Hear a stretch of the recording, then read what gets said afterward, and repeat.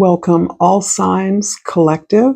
This is Regina from Pacific Tarot, getting ready to do a reading to all and any who are welcome here. I am inspired by spring equinox, Mercury moved direct at the same time, but I'm focusing more at this time on the energy of the Sun conjuncting Neptune, the center of our hearts, our identities, our egos, connecting with the planet that dissolves everything, that makes everything into everything else. So I have laid out a couple of oracle cards. I've laid out the present, past, and future, and I'll clarify that, finish up with another oracle card. So let's get started with the first card I pulled for you, which is allowing, and this relates to the mandible, which is the lower jaw, the strongest bone in the face. The mandible or the lower jaw is located at the bottom of the facial skeleton in the front, the largest and strongest bone of the face. When this is in balance, the keywords are receptive, responsive, and ease. I'm going to read a little bit literally from the energy that describes how this bone directs our inner qualities. The mandible presents both the energies of allowing and controlling. It acts as a discerning inner guide to help determine which of these energies are activated. When this self-knowledge is interrupted by society, culture, family, institutions, and systems, or the internalization of those, you may find your energetic set point becomes miscalibrated. In a physical sense, you may begin to feel misaligned around what passes through your lips and into or out of your body. Food, oxygen, words, energetically, it's the same. You may doubt or distrust what it is you naturally desire and bend towards. Trusting your intuitive wisdom and inner knowing around your needs and desires begins to reset your state of allowing. And the wisdom continues. Being more, being you, wouldn't feel like one of the most dangerous things you can allow if society hadn't made it so. Consider a river that is allowed to flow naturally. It creates its own boundaries, which change and morph as the seasons shift and the years pass. It settles more deeply here, shifts the floodplain there. In the grand scheme of nature, there is no problem with any of this until you restrict the energy and form a reservoir of pressure which pushes and pushes to find its natural flow, not caring about the path you want to take.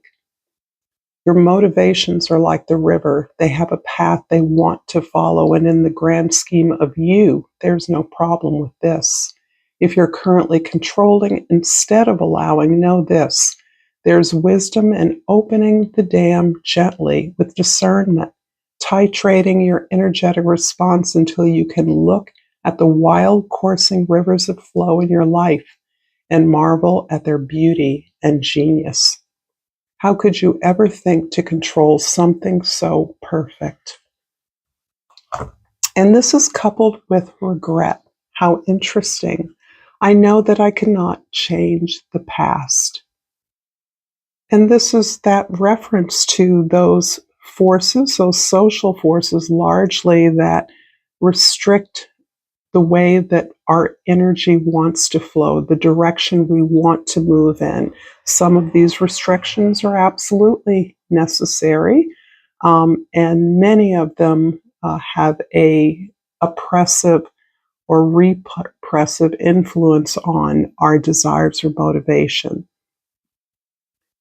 What is interesting is the overall energy of this reading is the Ace of Swords. This indicates a kind of revelation, a new inspiration, an enlightenment regarding the moving away from the idea of control.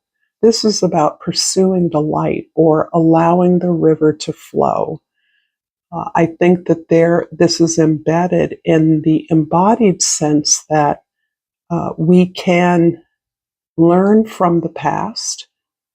We can see the possibilities for our potential, our desires, but there's a way in which we must be silent with what we don't know. We must be comfortable with the dark, where seeds are growing.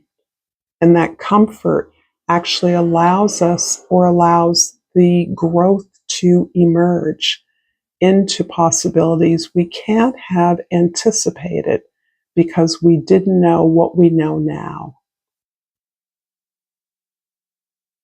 In the present, the energy is the Ace of Cups. So indeed, my inspiration with the planet of Neptune is wrapping our head around the way that we, in some ways, have uh, allowed ourselves to spiritually bypass the necessary changes in the world, the necessary conversations, confrontations that are important to making the changes we want to see within us and within the world. The energy of love, I think of the planet Pisces, which has been so strongly featured in the many transits that are occurring recently. And its ruling planet, one of its ruling planets, Neptune, has just recently, after 14 years, moved into Aries, where it is again conjuncting the sun.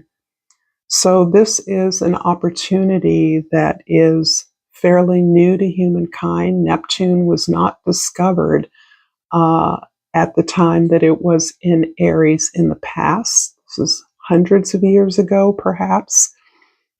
So we've never collectively experienced this sense of dissolving the warrior energy within us. So that it represents a possibility for maturation. What is the urge to speak out, to move forward, to confront, to face, to debate or argue or speak out, that has been covered up, we have judged internally as bad. Anger is bad, not in the right vibe. We're really looking at how speaking up, confronting situations is an expression of love. It is a service to put things out on the table and to face them. In the past, the Hanged Man. In this, the Hanged Man is number 12. Combined is the number 3, as is the world card 21 combines to a 3, and the Empress. These cards are all octaves of the energy of love. The Empress is the empowerment of love to give and receive. The Hanged One is about sometimes the sacrifices we make for love. And I do believe that we are being encouraged to understand that giving love isn't giving the self away. Sacrificing one's time, one's energies, one's thoughts, one's attention to the needs of others is not always the necessary or appropriate move. And for some of us, we have been doing that for a very long time if we think about Neptune's moving through Pisces for the last 14 years. Collectively, we have been awash in spiritual ways to turn away from confrontation, to meditate, to go within, to not face those things that are butting up against us, imposing upon us, encroaching, abusing us, exploiting us.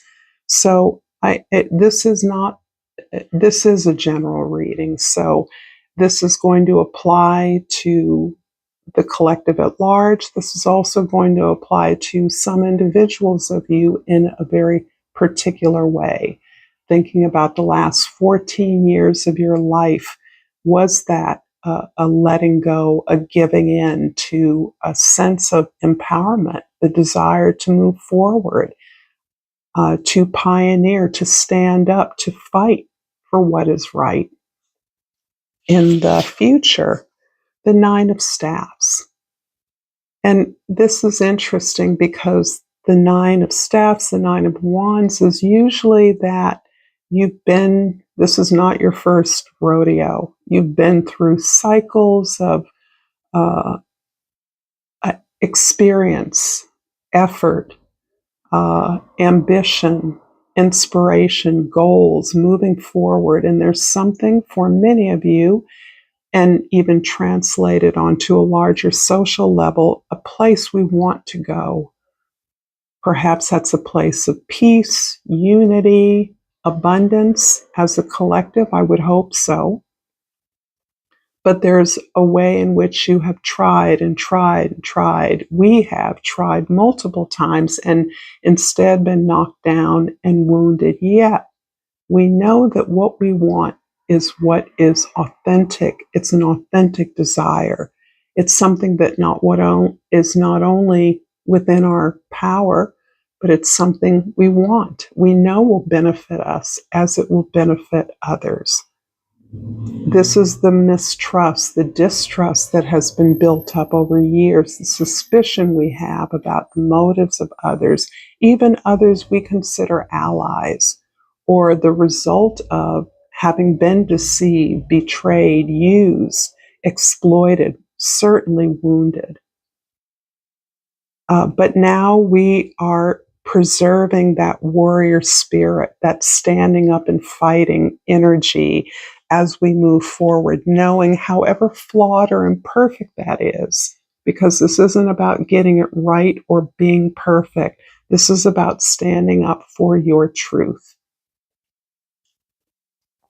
I hope this reading is resonating for you. If it is, please like, share, subscribe to my channel, Pacific Tarot. Thank you so much for all of the love and support that I am receiving from you. Your presence here is certainly enough, but I appreciate all the ways you support me, so thank you in advance for that. And I'm going to clarify the Hanged One with Death Flew Out. Ooh, I'm going to take what's on top. And I'm also looking at the Strength card, and I'm going to take that too. Put these back. And for the Ace of Cups in the present. Ooh, the Lovers I will take on top, and the Ace of Swords. The rest I will put back. And there was the Ace of Cups there that I also saw. But we already have the Ace of Cups here, so we're square on that deal. And in the future, the Nine of Staffs. I'm going to take this, the Eight of Cups, and the Ten of Pentacles. Okay, so the Death and the Strength card. Wow, look at all the transformation many of us have made. Look how our communities have been transformed, parts of the world that have been transformed over the past 14 years, decade of time. A complete transformation. And some of that has been the ability to go within, correct our perspective, aim to understand more of our communities, more of our world, in order to stay strong, in order to gain a sense of clarity and strength, and to allow the things within us that need to be released so that we are ideally positioned in this place of allowing, where we are opening ourselves up to receive as part of the necessary armor, if you will, to move forward into this warrior, positive, spiritual warrior energy. The Ace of Cups is clarified by the Ace of Swords again, and the Lovers. So this is a lot about your own relationship with yourself, and consequently the way relationships with others have been transformed, because this transformation has not happened overnight. It has been at least symbolized in this particular reading by Neptune's passage through its own sign of Pisces. So over that time, many of you have transformed your relationship to self. And I'm feeling as though on a superficial level, that has felt like a homecoming, coming back to oneself, particularly if there has been some damage, loss experience, there has been some hardship encountered and difficulties that had to be worked through, had to be accepted, had to be transmuted, so that you are changed in some way that better prepares you to honor and respect who you are, to recognize you're worthy and deserving of the things you desire. And that in view of what you've lost is particularly powerful and poignant. And this is the recognition that you're deserving of love. And when that love comes first and foremost from within you towards you and fills your cup, you are empowered to make those alliances, matches, to relate to others in a way that honors a deep connection, a soul bond.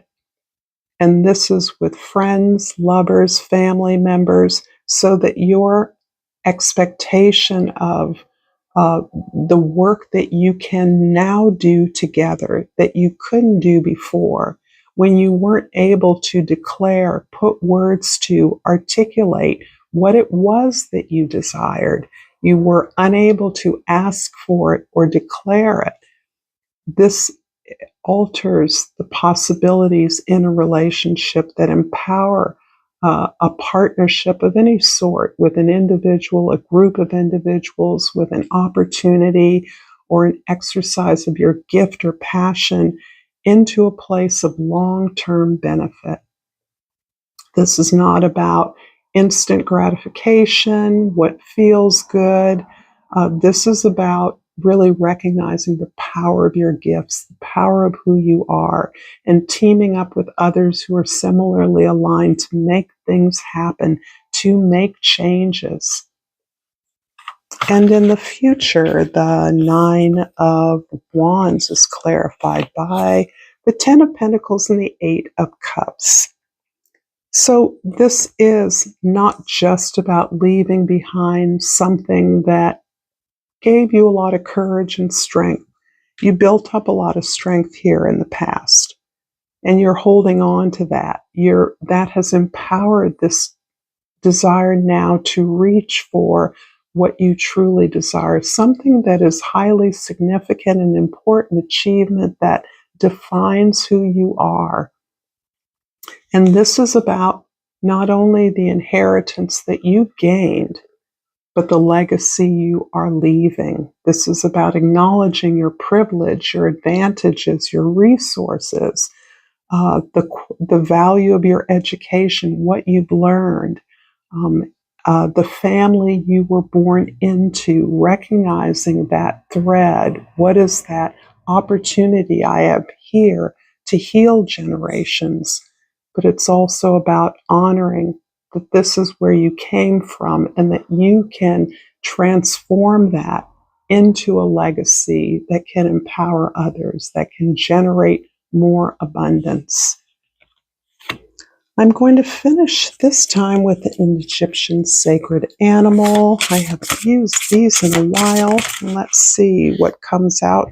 Right at the top is Amit and the fish. I'm going to keep them both. And I think I'm going to go with the fish because I really want to make these as brief as possible and not talk excessively because my attention span is not that great. It's a time of cloudy, nebulous inspirations and dreams. The key words of the fish are fluidity, relax. The fish is associated with the goddess Hatmahit, whose name means head of the fish and is revered as the protector of water, essential for agricultural prosperity. The fish is a creature that lives and thrives in the waters of the Nile, suggests the idea of purification and renewal. Relax, everything is going well. Let go of your fears and worries. If you have to decide something, choose the option that brings you the most peace of mind. Avoid choosing a path that makes you anxious. The fish's ability to reproduce abundantly and renew itself continuously in seasonal cycle reflects concepts of fertility and rebirth. Pursue projects and ideas that can thrive and grow. The fish adapts to the flow of water. Be flexible and resilient in the face of changes and challenges. And with that, I appreciate your presence here. Until next time, namaste.